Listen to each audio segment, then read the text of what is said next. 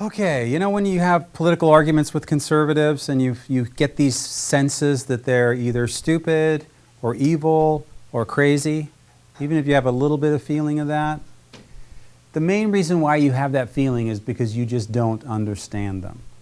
There's a popular bias that happens that just generates that and gets that lodged in your head. And we're going to talk about now practical ways from a psychological standpoint to understand what it means to be a conservative and what it means to be liberal. We're going to use a very common set of personality traits from a model called the Big Five. And at the end, I think you'll understand what we're doing when we're fighting and arguing as much more about a personality conflict than you do now when you think of it as this kind of moral fight for the greater good of mankind. And I think that'll help you too as you do that. And we'll talk about why at the end as well. Now, I want to give you a little bit of warning. There's advantages and disadvantages to the types of personalities that are classically liberal and classically conservative, as we've discovered by statistical analysis and an awful lot of good research. And it's easy for us to hear the advantages of the liberal side. It's harder for us to hear the advantages of the conservative side and to think about potential disadvantages for liberals. But you have to just remember that you're not a superior being. And we just weren't born superior. We just have a collection of personality traits that are different than one another that we can map out. And hopefully you can understand that and be able to see this as something that can just help you by being even-handed about traits, the goods and bads that we have, okay? So the Big Five is a model for how our personalities work. It's actually 65 different traits that have been mushed down into these 5 categories or factors. And it turns out that 3 of these factors have deep insights into ideology, into the way that conservatives work and the way that liberals work. And that's what we're going to talk about today. They're inherited, just like our personalities are inherited. Not totally. You know, we inherit, and as far as we can tell, ideology is actually inherited somewhere in the 50% range, give or take. And then there's another 20 or 25% that's as a result of how we were raised. And then the rest of it is things that happen in our regular life. Now that's an average. Some people, their ideology has nothing to do with what they were raised in and maybe not anything to do with their inheritance, but they had such a big effect from a friend or something and that changed them. But most people, that's not the case. Most people got inherited wisdom and then layered on that something they got from their parents and it turned them into liberals, you know, pretty much. That's the way it works. The first one we're going to talk about is the one that everybody wants if you're going to hire somebody. It's the coolest one when you have a business, and that's conscientiousness, okay?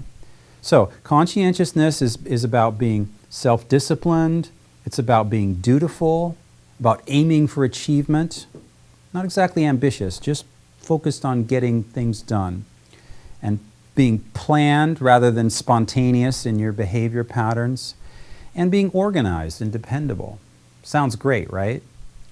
You know, when I have somebody that works for me, I don't want them to be spontaneous. I just don't. I want them to have a planned life. I want them to do things for me so that when it's done, that I know it's getting done pretty much the same way every day. I don't want to come to work and find out that there was some burp that happened because that person wasn't conscientious. So that's why it's so valuable for business people to be conscientious.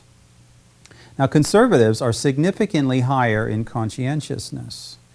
And one thing you have to remember about this, and kind of keep in mind through this whole lecture, is that people that say, when we say people are higher in something, what we mean is that they assess themselves on an exam, on a personality assessment, as higher in conscientiousness. Doesn't mean necessarily that they are more conscientious, you know. I was talking to a conservative a couple of years ago when I was making a tour of the Midwest, and he was just talking on and on about how much he worked at and how much his boss loved him and how he was tired, but it was so worth it, and he was such a good worker and stuff. And I found out he went to work at 9 and he took an hour lunch and he still got off work at 5. And I just remembered when I was talking to him that I hadn't had a job day that short in I don't know how long at that point, you know. But I don't think of myself as conscientious, and he does. And that's what's important. See, it's not really important who's more conscientious. It's more important how they think of themselves, because that's what frames their sort of philosophy, the kind of thing that comes into ideology, especially for conservatives in this case. So it predicts, conscientiousness predicts success in business. And it's very much about, as we talked about in neurology, it's very associated, as you can well imagine, with the left hemisphere's focus on getting processes done, on having exceptions come in and just getting really good at getting those things out of the way so that you can keep good, steady processes done.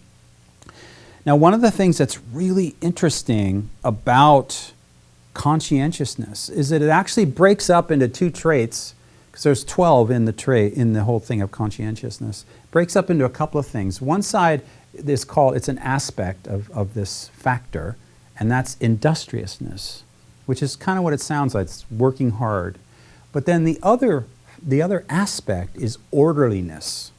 Now, it turns out that liberals and conservatives don't think of themselves that different in terms of industriousness. But they have a huge difference. One of the most marked differences in ideology, personality, is with the aspect of orderliness. Okay, they are a lot more orderly than we are. Now let's talk about what orderly means. All right, it's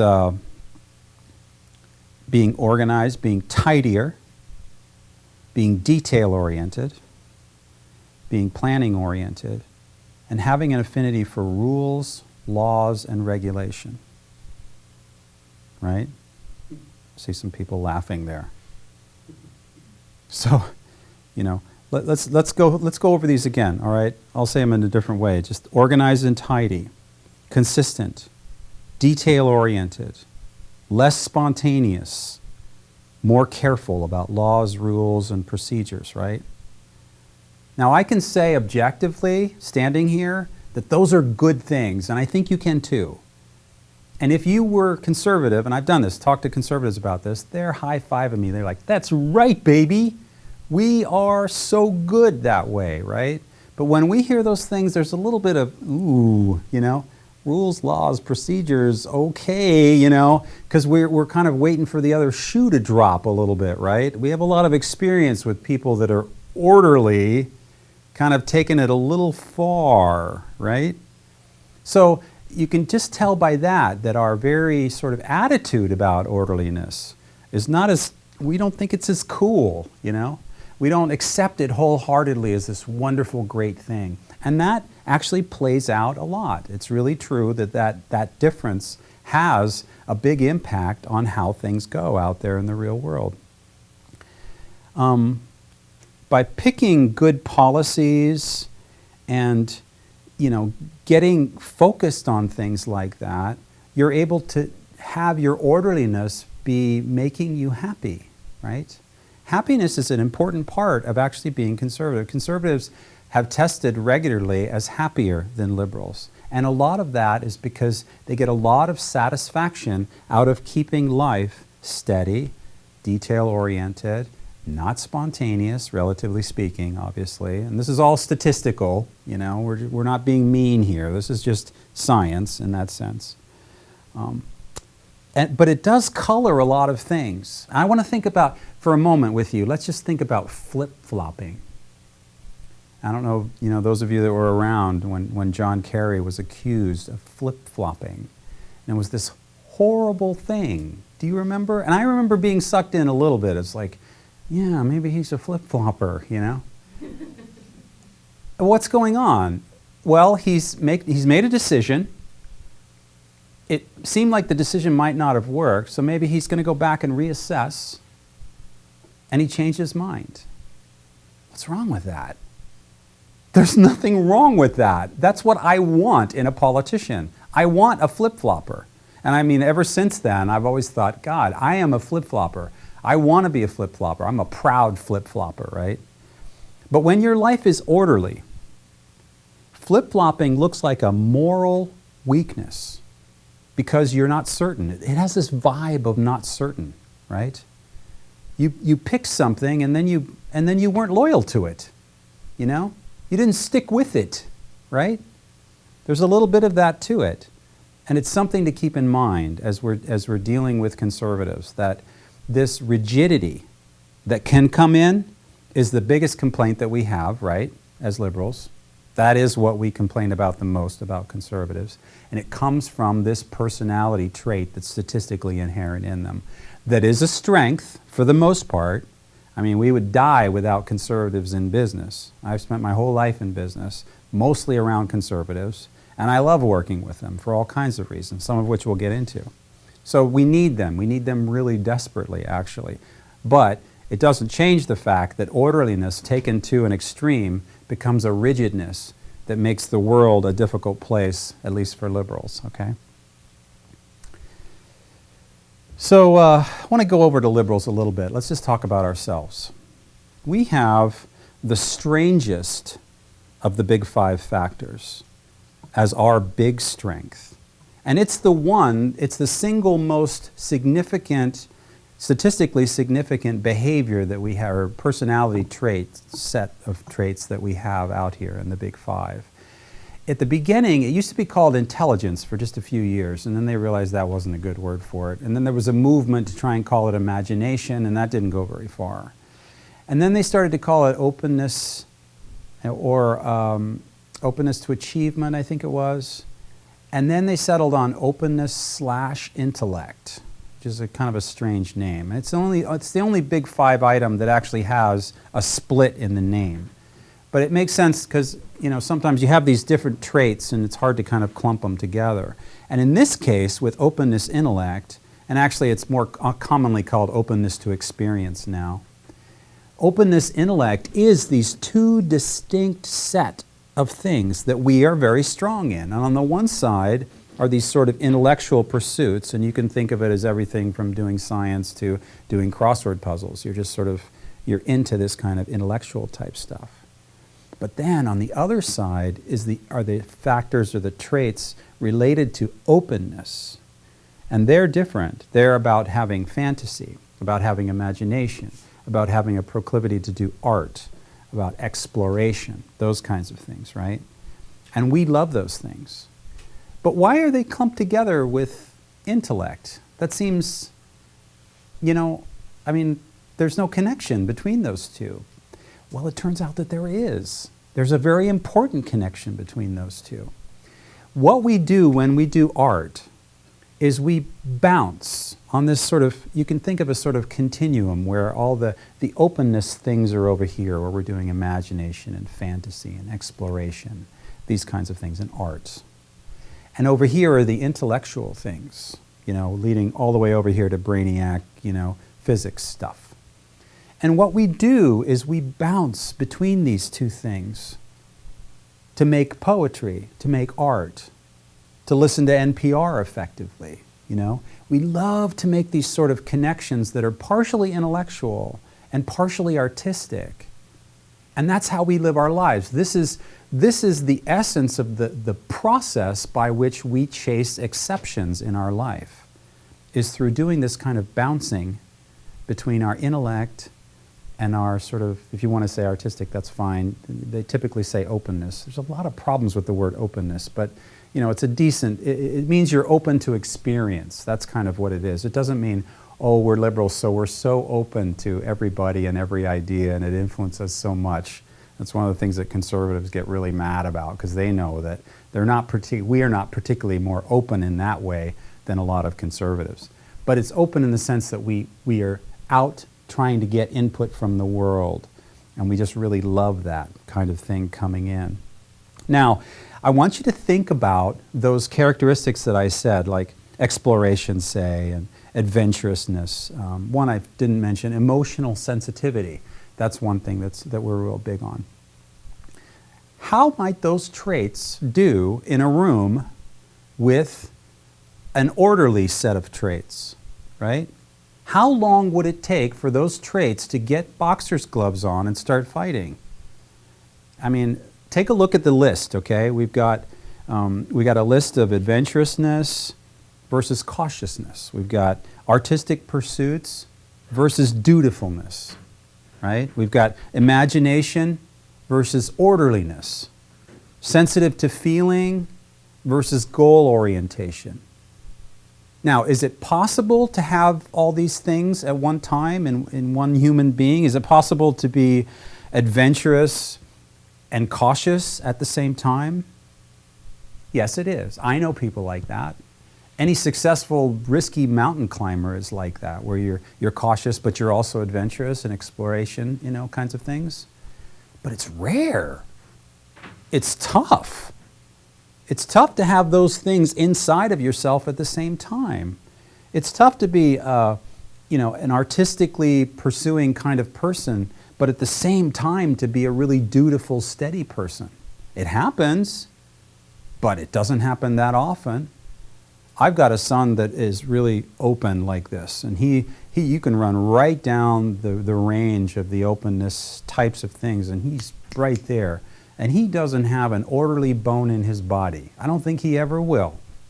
And that's really common, it turns out, that there's this huge sort of differentiation that happens between people that are strong in the openness part of openness intellect and people that are strong in the orderly part of conscientiousness.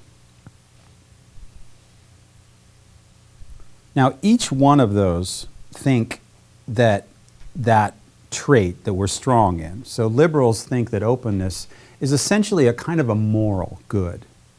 And conservatives think that orderliness is essentially a moral good. And when a conservative looks at openness in a liberal, a lot of times what they see is somebody who is scattered, right? Somebody who's wasteful, somebody who's not paying attention to things that are important, somebody who's inconsistent, right?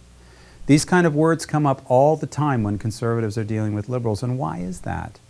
Well, a lot of it is because of this chasing down things that we do, and from their perspective as being really orderly, and of having a reverence for processes, dealing with people who don't really have the same reverence for process, who respect and consider sacred getting out there and having this openness of experience, right?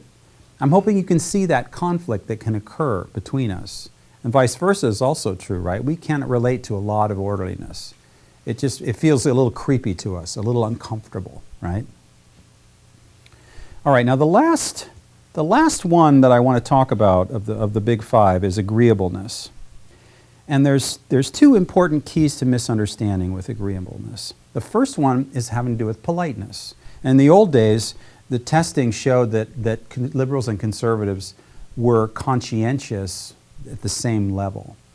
So again, we took the 12 traits, broke it into two pieces at the University of Minnesota, looked into the research of it, discovered that actually what was going on was that conservatives were more polite than liberals, and liberals were more compassionate than conservatives. Again, self-assessment, right? How we think of ourselves. And there's some measure of truth to that in actuality, actually. That testing is rare, but mostly about how people feel about themselves. So, we consider ourselves more compassionate. Compassionate is like a big bone for us. It's a giant moral value. And in the study of morals in modern society now, we tend to have that moral as really, really important. And then when you go over to conservatives, you've got politeness, which is higher. Now their compassion is also relatively high. They are compassionate people. But what happens with their compassion is that they have other moral values also, having to do with sanctity and reverence for authority, reverence for freedom. And so there's this kind of yeah, but way that they communicate about charity. Okay, so they're okay with taking care of the poor. They want the poor to be helped. But when is enough enough? But when are we taking away their personal responsibility for themselves? But how can we afford to do it when we have these massive deficit problems, right? That's often how compassion comes up for them in conversation. And that makes us angry. We don't like talking about compassion with a yeah, but kind of a feeling because it's so important for us. And that pattern of communication, that difficulty, comes up all the time. Now, the other side, politeness, as I mentioned, liberals don't understand very well conservatives, at least relatively speaking. They understand us better than we understand them. And one important way that we seem to not understand them is that they're much more polite than us. I shouldn't say much more, but they're significantly more polite than we are. And it's a very common, standard evaluation that's been proven in research over and over again. And if you think about the courtesy and the warmth of the South, a place that I love going to, you know, if you just visit there once or twice, you would understand exactly what I'm talking about. They're a very polite people. And that is a huge advantage when you talk with them. It has all kinds of ways that you can lever into a personal relationship, and you can also talk about things that are sensitive by being really polite back and by trusting them to be polite.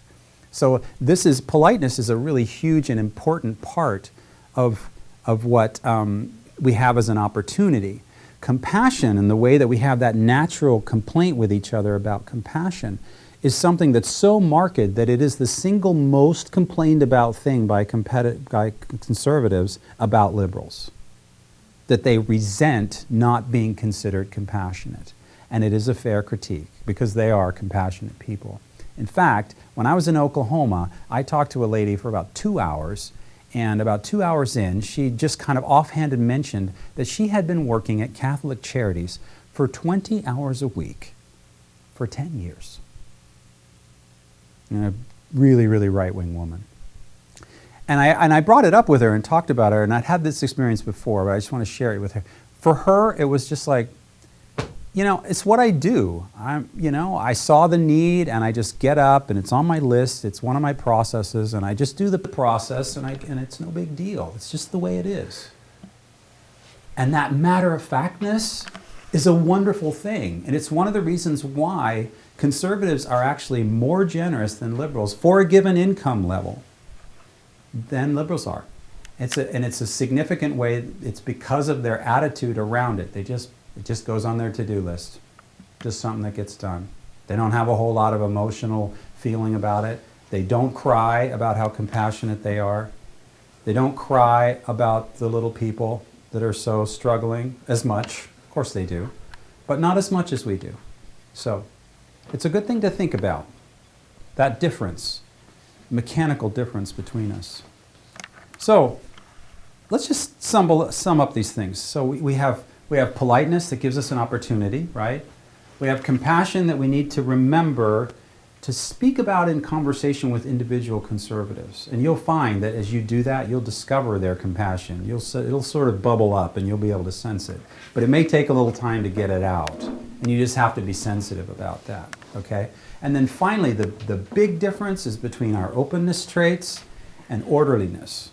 And there is no solution to this in a sense. You just, by knowing the difference from a personality standpoint, you can actively battle some of your prejudices really well because you know, oh, I see, I'm coming across as sort of incredibly detail-oriented person, you know? Or I'm coming across a person who is really, really having a hard time because this is a spontaneous moment, you know? One of my kids is married to somebody like that who's just like, oh, spontaneous, you know, and just kind of goes into panic mode, right? And you can recognize that and try and sort of march around it when and if you have to. Those kinds of things, right? Recognize that this difference between us, yes, it is all about the future of the Western world here and there. It is, for sure. But a lot of times, most of the time, it's kind of a tempest in a teapot between some people who don't understand each other's strengths and don't know how to work with each other's weaknesses. Questions? Are there any personality differences in the groups you didn't discuss? You know, all the big five have very slight differences statistically. We talked about 3 of them, and that was conscientiousness and openness to experience or openness intellect, and then agreeableness. Now, the fourth one, which is stability, it can be called. I think it should be called, but a lot of times it's called neuroticism. That one, liberals are slightly more neurotic than, and it's a significant difference. It's very small, but it's significant. I think, my experience validates that. Like I say, I've been doing this full time for a lot of years and wandering around. And I think there's more stability in the conservatives, although it's not a huge factor. Also, conservatives are slightly more extroverted. Same thing. It's the R squared, just for those of you that know that stuff, is 0.06, I think. It's very small. Means that about 6% of the difference is related to ideology. And that's why I didn't discuss them, because neither one of those are particularly important. And when you come to see, with openness, when you come to an individual, it's like being at a rigged blackjack game.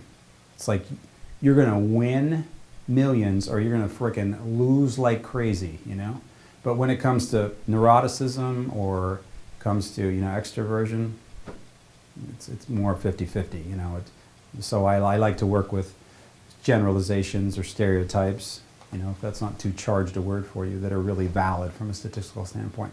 And you see those with politeness and compassion and those kinds of things we talked about. Do you Yeah. foresee this two-party system persisting into the future? Yeah, absolutely. I mean, I'm not an expert at that kind of thing, and so, I guess my opinion I don't think is much more worthwhile than yours. I think from a competitive standpoint, because we're entering the fourth decade of intense competition between the two parties, we seem to be sort of, we're like deadlocked antlers, at a rutting season or something. And I don't see a way for a third party to get in sideways and make a difference. Maybe. It's happened in other countries. It's totally possible. I do think that over time, I think soon, we'll have an imbalance happen where the competition isn't so clear. I think we'll start seeing a president and a Congress and a Senate in the same party. I don't know which one it will be, but I just don't think this is going to continue forever, that the conservatives and the liberals are going to have this really similar sort of competition where every major election, the presidency or the legislature of some kind flops and there's no control and there's this static, nothing's going on in the government stuff. I think that's going to change.